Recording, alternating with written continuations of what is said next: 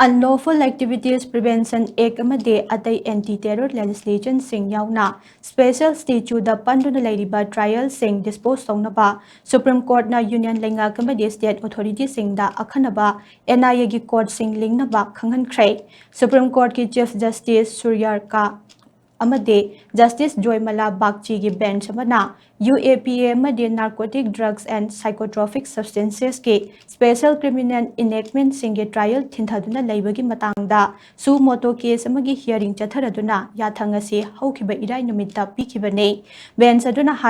High Court ki jurisdiction makhata NIA ge trial tara pending lairabade National Investigation Agency Act 2008 ke Section 11 na piriba power sing sizinaduna yamdrabada akhanaba court ama lingadabane masiga loinana case tara manga pending lairagana court ani aduga case kun manga dagi henna pending lairagana court ahum lingadabane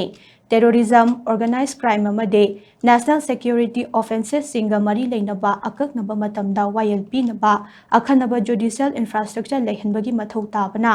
NIA gi pending trial tara dagi tara manga khudinge court amamam establish tawgadabadi haina so bench aduna makhata na khanganke bench aduna makhata na hai thabak sing asi paikhatnaba honabada union lengakna tongan ba high court singi chief justice singa coordinate tawgadabane chief justice sing na so mari lainaba state singa tanaduna court sing adu mathau tawba yanaba honagadabane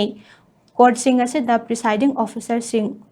oina appoint tawkhraba singda atopa thabak sing assign tawroidabani amade trial sing asi numit khudingi NIA AK section 11 ki makhada chathagadabane presiding officer na case sing asigi listing amade schedule pibagi power leijarabaso tha amagi manungda yamdrabada case amade soifadana loisingadabane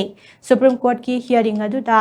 additional solicitor general Aishwarya Bhati na hai tongan ba state kaya da NIA court sing establish tawbutuna leire Delhi gi oina su chayol amagi manungda NIA court ase mathau tawba hauraba yana leire hai khe